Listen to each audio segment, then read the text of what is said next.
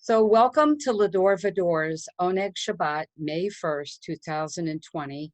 Welcome everyone. Shabbat Shalom. Happy birthday, 72nd birthday to Israel. Yom Ha'atzmaut was a couple of days ago. And we are very, very pleased to have everybody together tonight. We're probably going to have more people joining us as we go. I would like everybody at this time, if it's their birthday or anniversary that they're celebrating in the month of May, to click on the participants at the bottom, and a white band will come up on the right side, and under it will say raise hand, and it'll put a blue and white hand up, and that way we know if it's your birthday or anniversary, and I will unmute you and ask what you are celebrating. So before we start, I want Rose Lopater to please sing Shabbat Shalom for us. Shabbat Shalom, Shabbat Shalom, Shabbat, Shabbat, Shabbat, Shabbat Shalom, Shabbat Shalom, hey, Shabbat Shalom, hey, Shabbat, Shabbat, Shabbat, Shabbat Shalom, Shabbat, Shabbat, Shabbat, Shabbat Shalom, Shabbat, Shabbat, Shabbat, Shabbat Shalom, Shabbat Shalom, Shabbat Shalom. Shabbat, Shabbat, Shabbat, Shabbat, Shalom. Thank you, Rose. Much appreciated. Okay, so everybody who's celebrating a birthday or an anniversary in May, we have Jackie. I'm going to unmute you, Jackie. Please tell us what you are celebrating. My birthday is this coming Tuesday. Happy birthday. Welcome. Thank you, Jackie. Who else? Who else has a birthday or celebration that they want to tell us about? Anybody else? Well, I'd like to tell that Ed and I are celebrating our 33rd anniversary, wedding anniversary, next Sunday, May 10th. We got married on Mother's Day, and it happens to be Mother's Day again. So I'm happy to celebrate with Ed, who's right next to me. And without any further ado, if there's anybody else that's celebrating, we'll go ahead and have Rabbi do the priestly benediction. Well, thank you so much, Sharon, for arranging this wonderful interactive Oneg Shabbat. Oneg meaning the joy, and we can have joy even without food. Just by getting together and seeing each other is a real pleasure. So thank you for orchestrating that. And it's my pleasure also to share the priestly benediction and to celebrate a new year of life for people who are celebrating their birthday, or a new year of married life for people who are celebrating their anniversary. Before I issue this blessing, being a rabbi, I have to say something about it, of course. Some of you may have viewed the Shabbat video. And if you did, you notice in the very beginning, we included someone from the Orthodox background, incorporating the best of all the traditions. And he sang a song called Nodeh Lecha, giving thanks. And he gave thanks because he had been infected with the coronavirus and he survived. And he considered this to be a great miracle for which he gave thanks. My friends, I want to share with everyone here, I also experienced a great miracle today. Today, I was able to, without any conscious control at all, take in through my mouth and my nose molecules of oxygen that had been spewed forth by little plants over billions of years. I didn't control it, it just happened. And once the air got in, the oxygen was separated out. My diaphragm inflated, and somehow it knew how to get into my lungs. And at a certain time, my lungs then compressed and spread these molecules of oxygen to about 100 trillion cells of my body. Without me even thinking about it, it just happened by itself. And not only that, this miracle happened 20,000 times yesterday and the day before and the day before that. And it'll happen today also before this day is over. And so I just wanted to tell everybody about this incredible miracle that happened to me. And I suspect it probably happened to you also. And so as we listen to Nodeh Lecha, and we hear someone say, oh, I give thanks for the miracle of my life that I was saved, each one of us should give thanks every day for the countless miracles. I just told you a little bit about the oxygen, but there's an infinite number of miracles that happen every single day that allow us to live. That's the point of being here and the celebration of a year of life and our anniversary. Now, I also want to share with you, every time that we celebrate Israel, I hope that every person who puts up a flag like I have, or every person who wears Israel on their tie like I do, or every person who has a flag like Tzachi does, I hope that every time we talk about Israel and every time we share our love for Israel or want to support Israel, I hope we'll think of all the people, many, many thousands of people who gave their lives, who gave their heart and soul, who gave their courage and their inspiration, who shared a dream, who did backbreaking work in order to spread agriculture. I hope we will recognize the incredible amount of work, courage, blood, and guts that went into the establishment of Israel, and we'll ask ourselves, what have we done? What did we do other than put up a flag behind me or wear it on a tie? What did we do to support Israel, and what are we doing now? And finally, I'll conclude with this. If we belong to a political party, let's say we're a Democrat, and there's certain Democrats who are not respecting Israel or saying bad things about Israel, I hope, in light of the amazing courage that people showed risking their lives and giving their lives to support Israel, I hope we might summon up the courage to say, I object. How dare you say these things about Israel? I stand for Israel. And if we're Republican and we have a president who says, I'm going to choose as pastors on the day that the embassy is transferred to Jerusalem, I'm going to choose 2 Christian clergy who both believe that the Jews are all going to hell. These are the guys that I want to have on that holy day. And I also consider Saudi Arabia, that sponsors madrasas that are teaching kids to practice terrorism and violence and anger against Israel and against the United States. I hope we might have the courage, if we're a Republican, to say, no, I object. I hope that we'll think about these things as we view the incredible footage from Israel and as we listen to Tzachi. So with all this in mind, let us give thanks for the miracles that happened today and yesterday and tomorrow. And my blessing for all the people who are celebrating is not that you have some kind of different outcome next year, but I hope that next year you and I will fully appreciate all these miracles so that every day we don't take anything for granted, not even a second, not even a breath. And every day we will give thanks for that incredible gift that we cavalierly call life. Yivarecha Adonai v'yishmarecha. Ya'er Adonai panav elecha v'choneka. Yisar Adonai panav elecha v'yasem lecha shalom. May you be blessed, may you be guarded, and may you be protected, and may you be safe from all harm, including this dreadful, horrible coronavirus. May the light of love shine upon you and shine from you always. And may you be lifted up by the inspiration of our people, the courage of the people that founded Israel. May you be lifted up and inspired in order to make this year the best year ever. And may we always give thanks, not to a particular entity, but for this amazing creative process that gave rise to everything, sustains everything. May we always rejoice and give thanks for that amazing creative process that is within and surrounds each one of us. Amen. Now, I would love to turn it over to Tzachi for him to share some amazing stories with us. And by the way, I just want you to know one other thing before Tzachi goes on.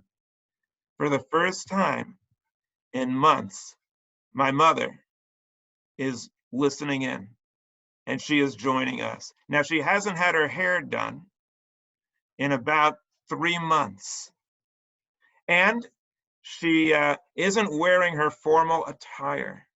So I think she's a little camera shy. But I just want you to know, she is here, and she is also thrilled to listen to Tzachi Gadish. We're very blessed to have him as part of our congregation and to have him share with us some of his intriguing stories about the state of Israel.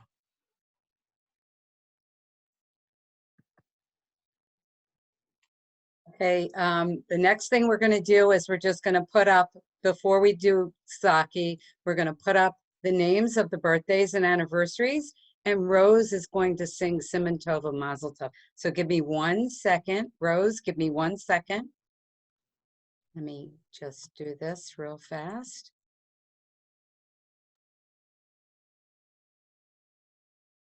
Okay, Rose.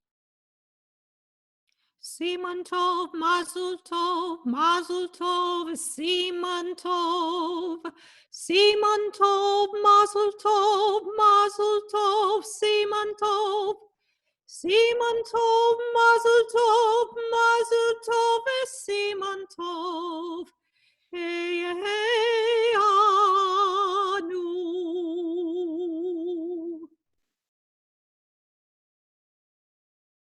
Thank you, Rose. Okay. And now I'd like to introduce Tzachi. Tzachi Gadish is a member of L'Dor Va-Dor, and Tzachi has, his family is from Israel since the mid-1800s. So he has an amazing assortment of stories and history. And without any further ado, Tzachi Gadish. Tzachi? Shalom, Tzachi, כן, צדיק ח' י'. Here's the flags of the two best countries in the world.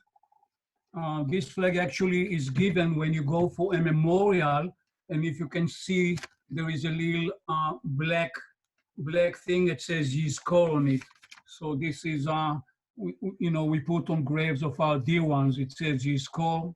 Let's do it that way, Yizkor. So that's basically how we do it. My family actually came to Israel in 1904. They fled the pogroms in Russia from Odessa. My grandma was a very young lady with two more sisters and a brother, and they didn't know where to go. But they got certificate to leave Odessa. 3 boats were there, rickety ones. One went to New York. So my grandmother asked, "Wie full? How long?" He said, "Oh, 3 Wochen, 3-4 weeks." He said, 9. The next boat was to Havana, Cuba. He said, "What is this? Havana in Isla, a little island, you know. How long this takes?" He said, "Oh, Mayor, even more than New York." He said, "No, what is this?" He said, "Oh, Palestina, Haifa, where I was born." He said, "Haifa, Palestina, the Turkish Empire were ruling Israel." And but she asked, "So how many days is this?" He said, "Oh, ein Woche, maybe 1 week." Said, "Me food." So they said, "We'll go." So they all came, and they came to Israel, which was under the Ottoman Empire, the Turkish. Was no electricity, no running water, swamps all over there, like lily whites from Odessa, intelligentsia, music, education. What do they know about, drying swamps and start digging wells? But every, once in a while, there's a generation that have to give up their aspiration and their future to build something, to do something they believe in. And that's how my mother came into the world, getting every year malaria, like we have now, corona. So that's what she used to get, took a lot of these hydroquinone pills, and it helped her right away. And she got a very good immune system, by the way, since then. Never was a day sick until 90. So it works for us. So my family were flourishing a little bit. They moved to Haifa, start building the country. Some kibbutzim, our family built the refineries, in Haifa and all the other industry that start flourishing. The port, which is the main one. And then, as we say, my father and my mother in the 40s, growing up. My father joined the Haganah, like everyone. And they had also, they've been to Hapoel, was like a sport club that they can really do things. And after that, my father and all his friends, they saw that the Nazis start coming to Israel. They have a mission to destroy the country before it was a country. Some statistic is that about Israel population. Can you hear me, guys?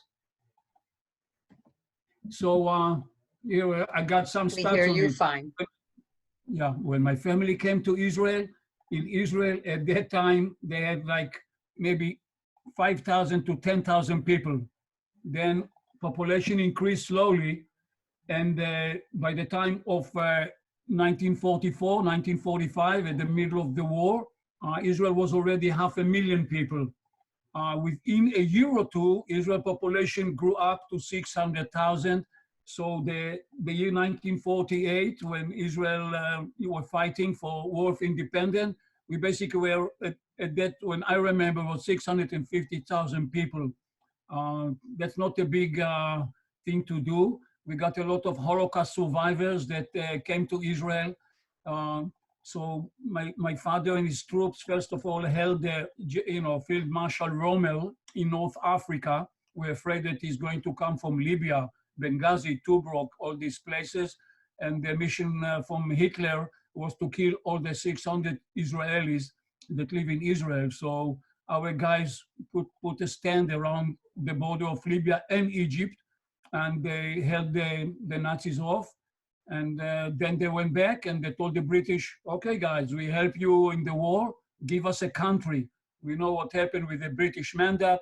They actually sided with the Arabs and gave my family, my parents and everyone very hard time, chasing them, trying to put them in jail. So we all went underground. My mother was in defending Haifa, my father too. And the War of Independence, we liberated the area and we stayed there until I was born. My sister was already a Palestinian before 1948. Every Israeli was a Palestinian.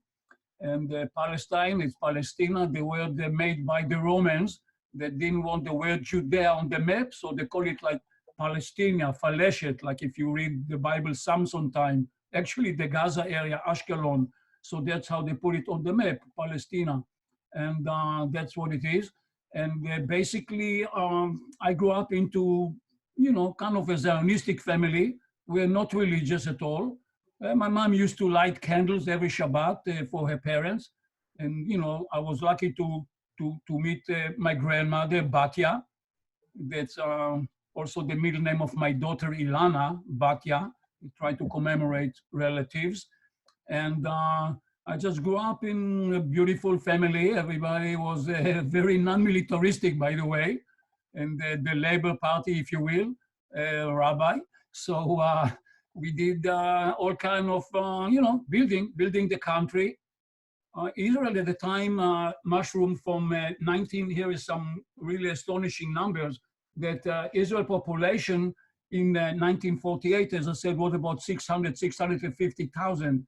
Within 3-4 years, we doubled the population to 1.2 million in 1952. It was a big influx of all the new immigrants and survivors of the Holocaust flooded Israel. And they actually, in 1946 to 47, a lot of them were in the Israeli army. They didn't know Hebrew, but they knew Yiddish, Russian, but they gave them a gun. And if you look at the names and the people that died in that war, many thousands, by the way. You see a lot of foreign names that are like not Israeli names. Those people really did it. The Air Force, Israeli Air Force, was made with a lot of Americans that were already pilots that came and volunteered. Many non-Jews, by the way, flew for us missions, throwing hand grenades from a Piper, that was our Air Force, so it was not easy, but somehow it's history now. We endured 7 armies, and we pushed everybody and declared Israel in May 15 as an independent, and the Yom Ha'atzmaut, that's what it is, almost coming up on the regular calendar. Israel population started growing up bigly. In 1967, the Six-Day War, Israel population was a little bit over 3 million. So we double our population within 15 years or so. We double our with incredible, almost fourfold from the inception of Israel. So that's basically how things went by then. At that time, I was drafted in 1966, went to a officer school or whatever you call it here. I became a lieutenant. The Six-Day War caught us right there at the end of the officer cadet school. We got the ranks without big ceremony. Like today, you graduate at home instead of finishing the high school or college. But that's how it is when you're under duress. So immediately I find myself actually in the Sinai in 4 or 5 days, as the history said. We were in the Suez Canal, pushing the Arabs away from, harm's way like that. And the last days of the war, actually, they took my troops and we went to the Golan Heights for the last 2 days of the war. Basically, we were evacuating a lot of the Golani Brigade's heroes that were literally fighting on the Golan Heights with their hands and knees. We lost 2 of the commanding officers of the 2 brigadiers general that died. I knew them well because they're like instructors in my officer cadet school. So we knew them all. Also, Yoni Netanyahu, the brother of Benjamin Netanyahu, he died, Yoni died in Entebbe. The only casualty was also the commander. So when I was in the school, he was one of the instructors. Very, very nice guy, but aren't they all? So, and that's it. History is, I just want to say one thing, that without strong Israel, no matter what your political, thinking and everything, we are here, the Jews, since I live here too, Jewish people will not be safe. The people that want to harm us will be encouraged and said, wow, Israel is so small and defeated, what the hell? But now with Israel strong and we have the, very well advanced technologies, so we are here to help each other. And I'm really happy for the rabbi and the shul that, first of all, I'm very welcome there and I feel very comfortable. And also the people, we need it. We need to be together. Together we're strong, apart we fall. So basically, that's what it is. We try to survive, and Israel independent, we paid a lot. 22,000 people died since 1946. That's including people from the undergrounds, etc. And that's a lot of people for a small country. And we hopefully, it will be one of the last ones that will die in a conflict. We want shalom. We are shalom. We are the people of the book. We rather stay home, have the barbecue with the family, go to shul, go to the park. And, nobody really want to fight. The fighting is not good unless you're in business and selling guns. So basically, I want to tell the communities or whoever listen to it that support Israel, no matter what your affiliation. And if we're all strong, we continue to survive and flourish. We are the people of the book. We are the chosen people. We were not asked too much. They chose us. So let's use it. And shalom for everybody. Shabbat shalom. Any questions? No problem. Thank you very, very much. I appreciate it, I Tzachi. hope it made sense. I hope it made sense. Thank you very much. Does anybody have, I'm going to put it on gallery view. So does anybody have any questions or would like to share, to say hi to one another, or questions of Tzachi? Just raise your hand. I see Carol's hand is raised, so I'm going to unmute her. Go ahead, Carol. Hi, Tzachi. I have a question. I know you are aware of a little town. The name is Zichron, and it played an important part during the war. Can you tell our folks a little bit about Zichron? Sure. Zichron Yaakov is a city on the mountains, that looking the Mediterranean actually. Today, very nice. Try to buy a place there. You need a big suitcase of money to do that. But before that, it was Zichron Yaakov. It's also one of the first wineries. We made wine, the Carmel Mizrahi, if everybody remember. The Carmel Mizrahi wine or Carmel wine came from Zichron Yaakov. They still had a very old 200 years, 100 years old wineries and old-fashioned winemaking and everything. Also in the 1948, it was also a barrier between the coastal Arab villages around us that wanted to go and control the coastal line, which was the only way really to the highway in Israel. So in Zichron Yaakov, all the people there, they had their own, like militia in a way, and they lost a lot of people. There's a big memorial in Zichron. We used to go there every year for a wine festival, so we walk also around, see the fortification and where the people were defending the little city. So it's a nice Zichron Yaakov. It's a Yaakov. It was a Rothschild. So Zichron is like a memorial. So memorial for Yaakov.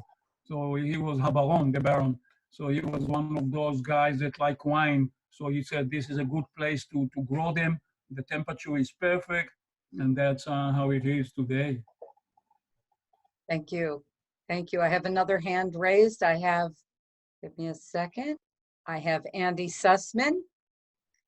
Andy, go ahead. The rabbi's next then. Real quick, I had the pleasure of going to Israel in 1978. I was there for 6 months. I lived on a kibbutz, Ein Chorod Meilchad. That's up in between Afula and Bet Sha'an, somewhere near between Tiberias and Haifa, somewhere in that area. And it was an enchanting time. I milked cows for 2 months. I worked in the cotton fields. I did all kinds of jobs during those 5 months of living in the kibbutz and 1 month of freewheeling travel all over the country and a week in the Sinai. It was an enchanting time, and perhaps that laid the seeds of how I am here today. Thank you, Andy. Thank you. I have another hand up. I have Rabbi. Okay, so thank you, Andy. Rabbi. Wait. Yeah, I want to thank Tzachi for doing such a wonderful job of adding to our celebration of Israel. And I'm glad to see we represent all the different backgrounds of Judaism. So he's going Orthodox now. He's got the beard going there, and he's looking very, very traditional. Well, the reason why I'm so thrilled to have Tzachi with us is because our congregation really strives to represent a cross section of American Judaism and also international. So he's Israeli. He's also his views are different than ours politically, and I think it's wonderful that he joins with us and that we feel comfortable with each other. I think his presence here may help to establish the fact that the strength of Judaism is when we all join together. When Tzachi was fighting, and when the soldiers were fighting in the War of Independence, they stood shoulder to shoulder, each one of them. Not one of them asked, "Oh, are you Sephardic? Are you Ashkenazic? Are you a liberal? Are you a conservative? Are you Democrat or Likud?"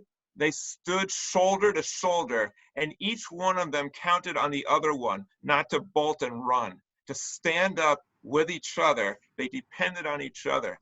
And what a beautiful lesson that is. Solidarity was able to accomplish so much and defeat all of those armies. And that's what we need, Jewish solidarity. Tzachi is helping to make that happen. He's also a great scholar. He helps me. He points out many things in the Torah and in Hebrew.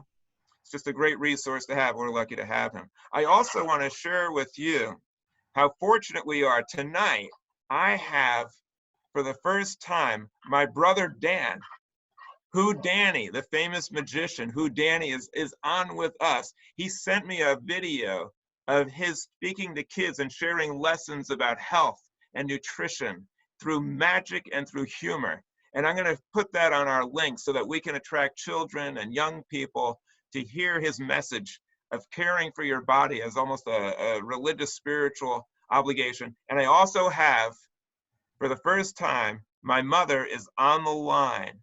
And she, I believe, is going to say hello to everybody. She's not going to be visible to you. You're just going to have faith that this is really her.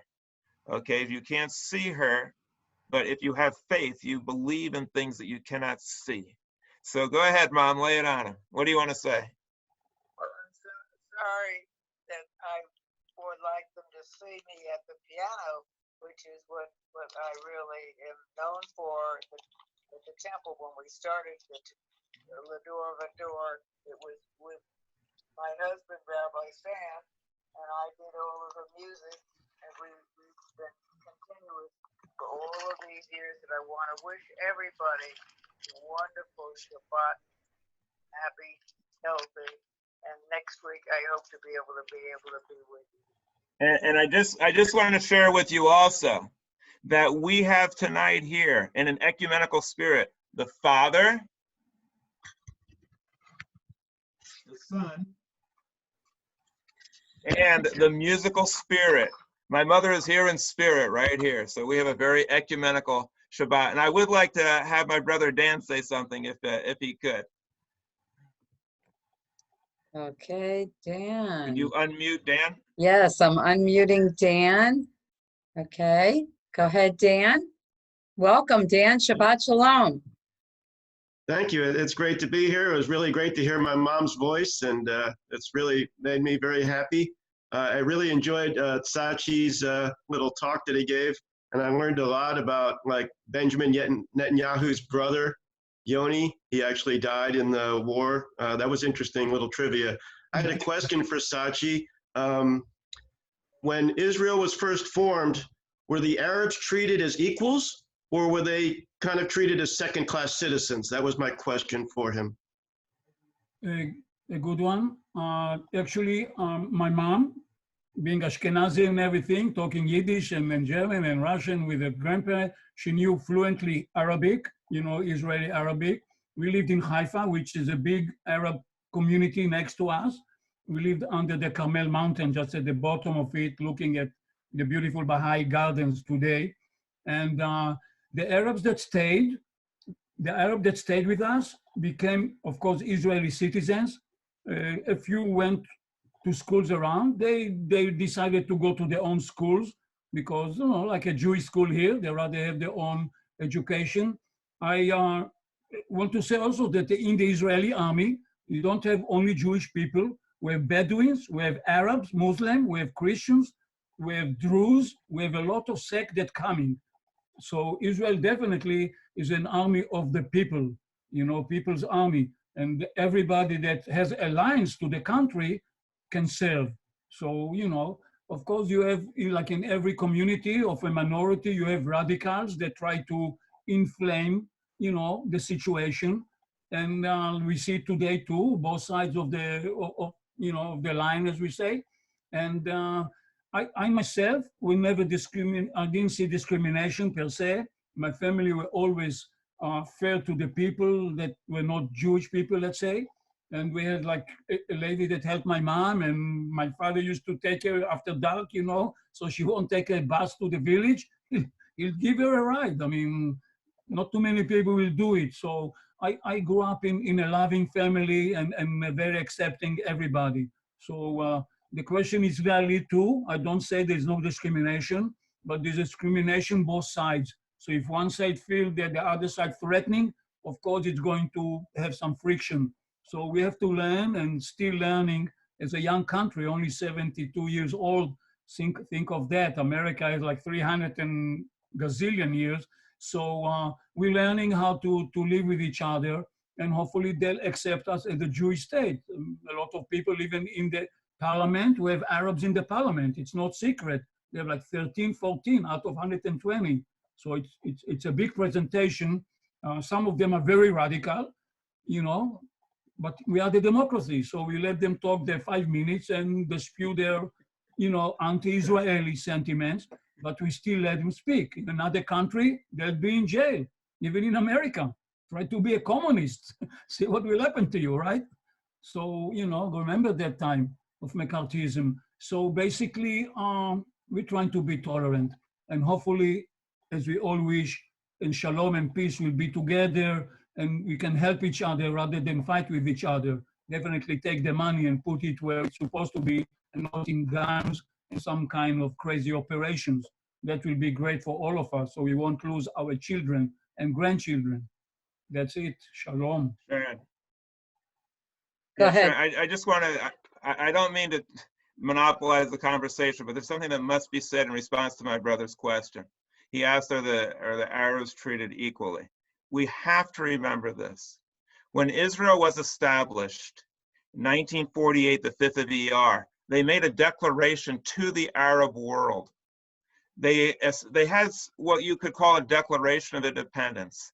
And their message was this: to the Arab nations, to our Muslim brothers and sisters, we know that there has been hostility. We know that there has been friction. We reach out to you in peace. We extend to you our hand in peace.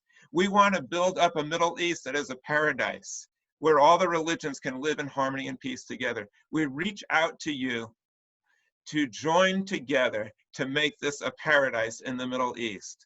The response was, we're going to annihilate you and we will finish the job that Hitler started.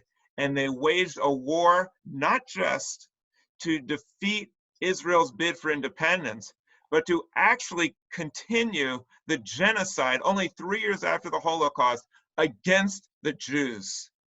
When Israel survived that war and they defeated them, you would think that they would have had vengeance. Imagine someone with the temerity to say, we're going to finish what Hitler started and to attack a fledgling people with Holocaust survivors. Instead, after they won the war, they again said, let's have peace. After the 6-Day War, they said, let's have peace. They gave back the Gaza, let's have peace. They signed peace treaties with people who are treating them with contempt. The Arabs who live in Israel are the best treated Arabs in the Middle East. They're the only ones who have freedom, and not one of them would ever say, you know what, I'd rather live under Egyptian rule, or I'd rather live under the rule of Hamas, which will exterminate me or murder me if I ever even speak my mind.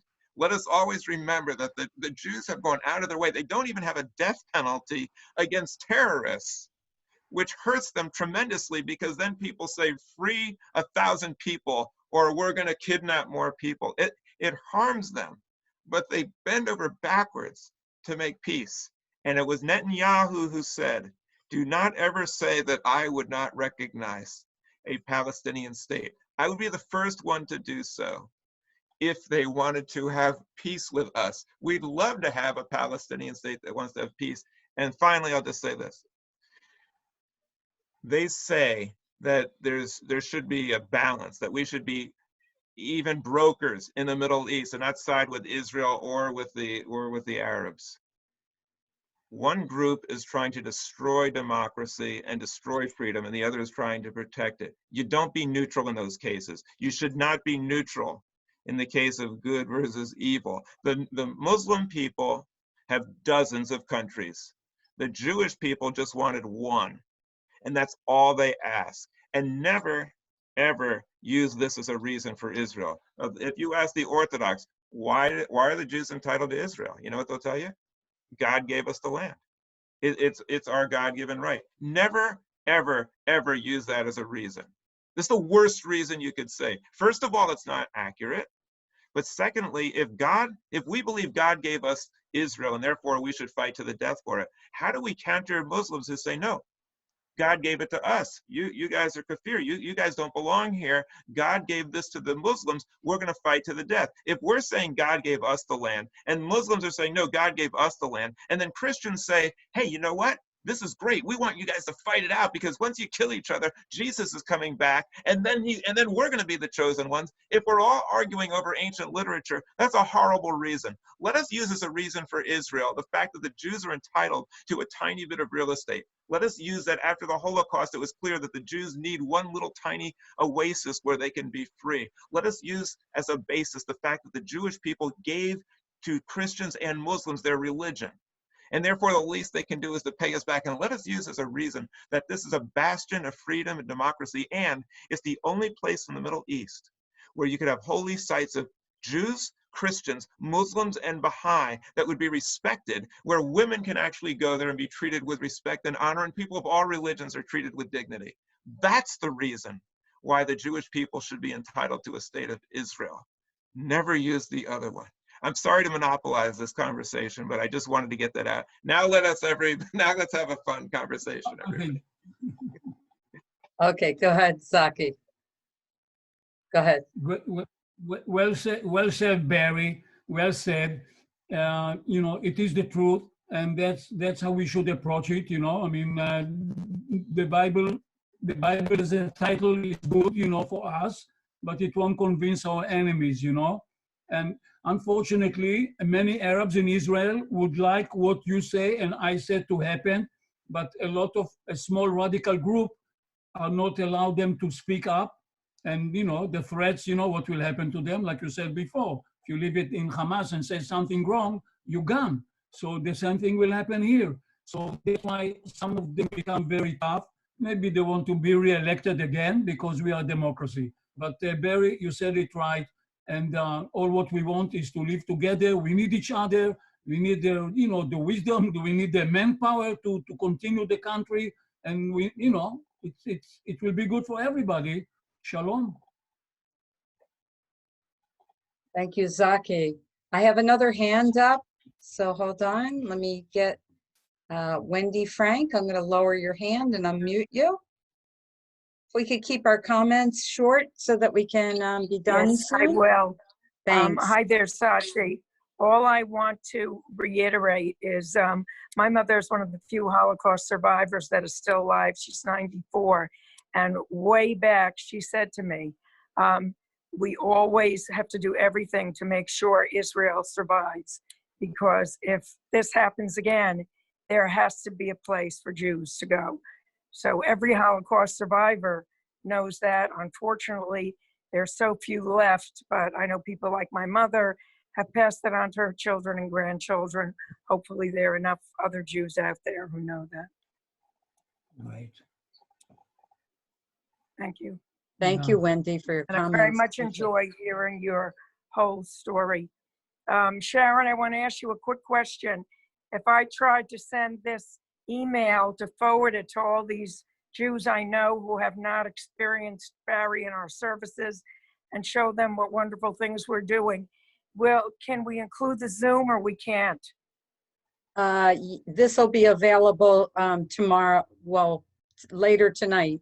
This link will be available. I have to convert it first. Okay, the same way if they go into that email? No, it'll probably be from our website, Wendy. It'll be available from our website. All right. Okay? I'll let people know. You. Thank you. Okay, thank you. Any other hands? Oh, Emily, okay, let me unmute you. Yeah, okay. We're probably cousins because around 1904, my grandparents left the Ukraine also and probably sailed from Odessa. They came to Boston. I don't think there was a choice. I really think they probably would have preferred Israel, but came to Boston. So your grandparents had a choice of where to go? Yes, they did have a choice, but they didn't want to take the trip that's so long. I guess it might be winter or whatever. Right. So that was a long trip. But you're right. At some point, you have to go on whatever vessel you have. You didn't have much choice. I just want to say about the people that came to America, and let's say like this, almost true that without the American jury and the other ones, Israel might not be today there. Of course, you can say also if they were not Holocaust, maybe Israel will be just a little like with the Kurdistan, stateless people without a state. So there's a lot of events that went in the last century that evolved and brought Israel around. So I always say without the American people and all the other, Israel will not be able to survive or flourish and be so modern and everything. So as I mentioned in 48, we have a lot of American pilots and some other people. We have General Marcos that was, one famous person that was there, and some other pilots. If you go into Israel's Air Force, you see that the first one were all Americans and Canadians that have experience in World War II. And they also help Israel to steal airplanes and leave them in Israel. Suddenly they'll fly away and that's it. They'll refuel somewhere.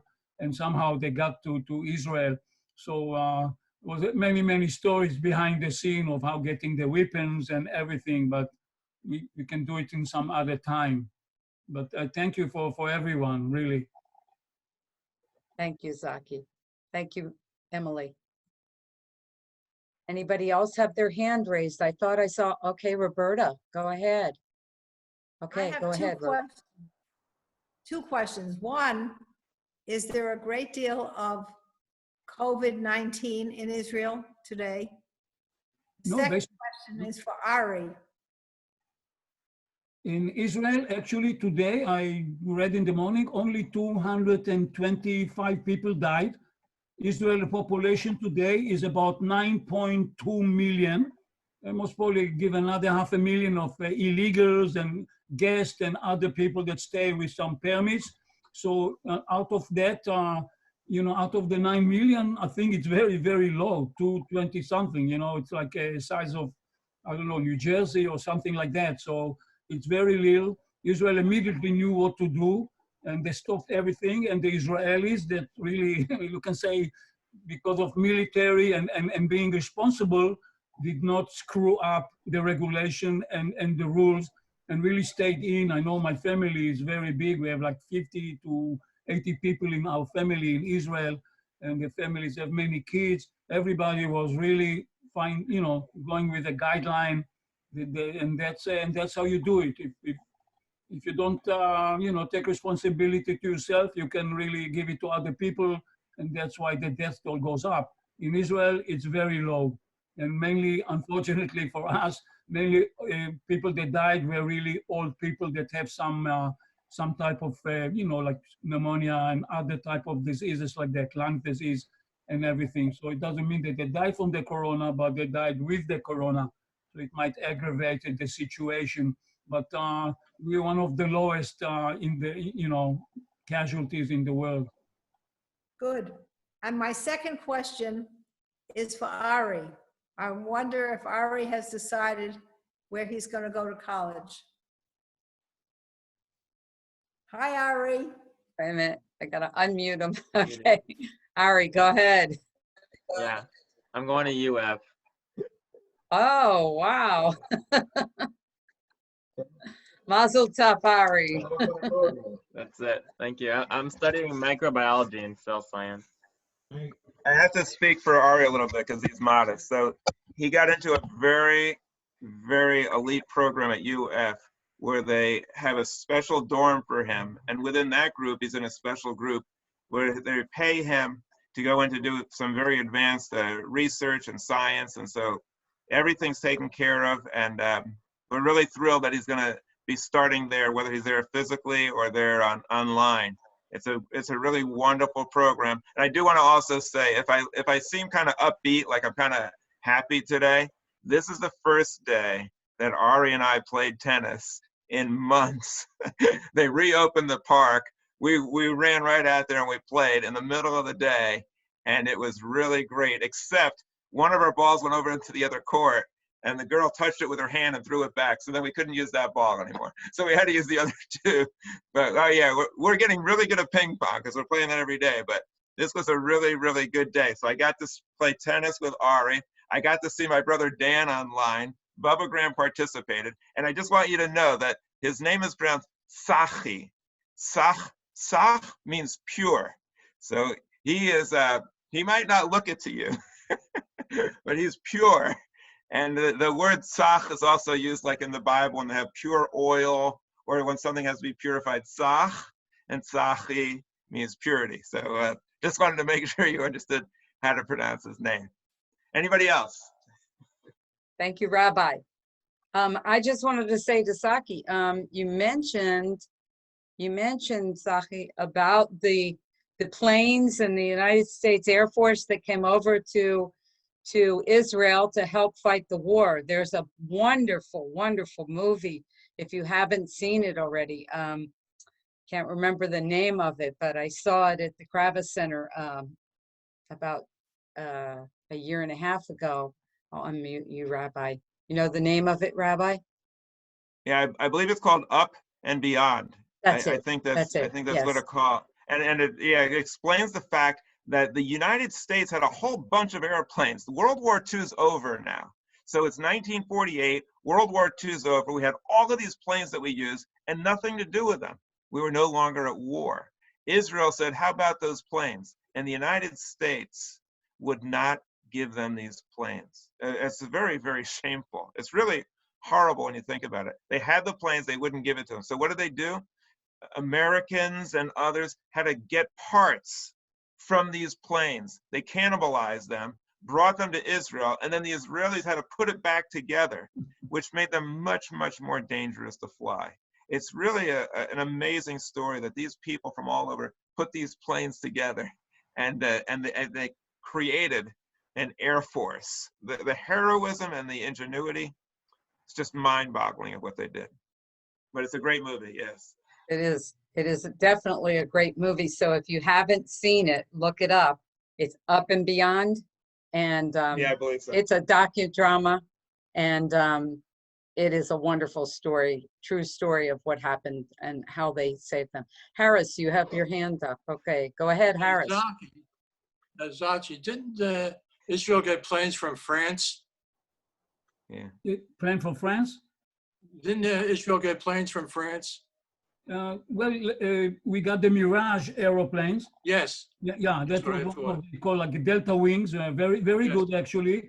One of my second cousins was a Mirage pilot.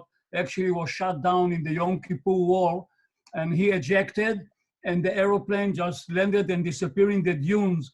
When I was there in the service, we exposed it, and it was like, you know, the dunes usually shift with winds. Oh, wow. We saw something shining. It was this Mirage aeroplane sitting in the sand. It was an incredible thing to do. Yes. But you're right. I went to school in the University of Houston in the 70s, and in San Antonio, there's a big Air Force base, and Israelis came there. They have a big graveyard of all kinds of big transport aeroplanes, the Stratocruiser, Boeing 17, etc. And they got permission. They told them, yeah, take whatever you want. We need the space, get the junk out. And Israel built a few complete aeroplanes that flew out of that base from the junkyard. It's like going here to a junkyard and drive out with a good spiffy car. And that's what our guys did. They worked their days and night, and they rebuilt those aeroplanes and made them, you know, good enough to cross the ocean. And it is, you know, we never stop to reinvent ourselves. We are a small country. We don't have a lot of manpower and sources. So we have to use the Jewish brain. And that's how it is, you know, it's knowledge is power. I always said so. That's why I like to know as much as I can, because you never know when it will save your life. Well, Tzachi is a good example of the Israeli soldier. They're not just people who go around fighting. They don't like to fight, but if they have to, they will, and they're really good at it.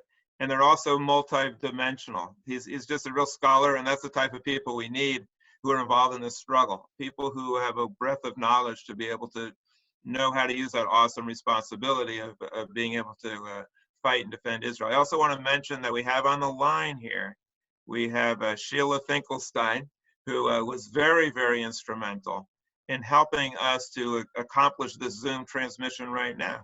We also have Suzanne Burstein, who does tremendous work getting us linked up and getting our message out and helping us to disseminate all of this. We have Linda Carpenter, who's played beautiful flute music for us. We had Rose, I don't see her here, but Rose also provides music. But we also, I want people to know, we have Andrew Sussman here, who really did a tremendous job in providing great music for the Shabbat celebration that we do, including two amazing songs. One of them, Yihiyeh Shalom, which I have to admit, I'm like, the next day I'm like singing Yihiyeh Shalom. I mean, it's a really great song.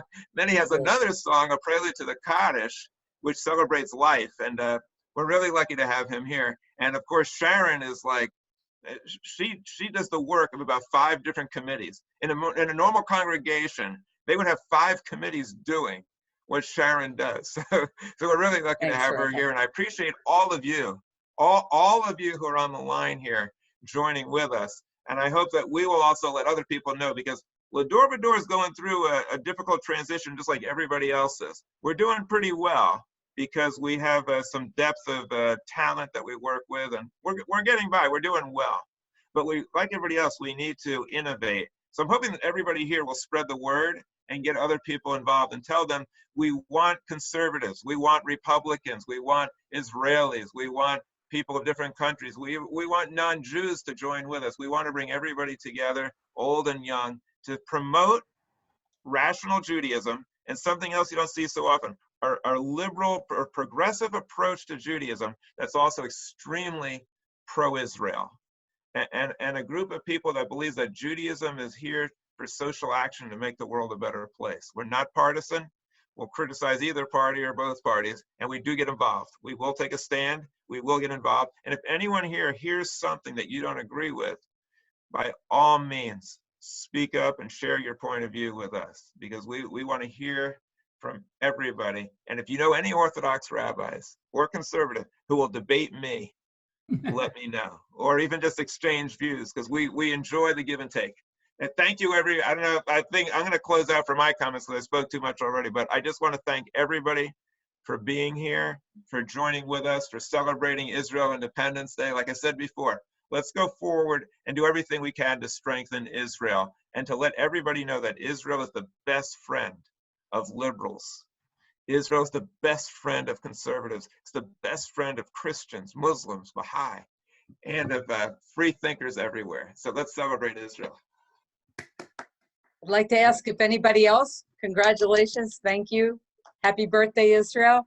Anybody else would like to say hi, or I'll unmute everybody. Everybody can wave. We can give a virtual hug before we sign off and stop this recording. A virtual hug, everybody. I'm going to unmute everybody. Everybody, big hugs and throw kisses. Thank you, everybody, for participating tonight, for being here tonight. We love you all. We wish you to be safe. We wish you to be healthy. Sharon. Yes. Do you know what HUG stands for? A virtual hug. Humanity's unending goodness. We can share hugs. We can share hugs with everybody over the internet. So don't tell anybody that you can't hug them. You can. You can share humanity's unending goodness. And also never use the term socially distance, social distancing. Remove it from your vocabulary. Physical distancing, social connection. That's what we're all about. Thank you, everybody. Thank you, everybody. Shabbat shalom. Shalom. Suzanne, Suzanne, give us a big Shabbat shalom. Shabbat shalom. Thank you. The service was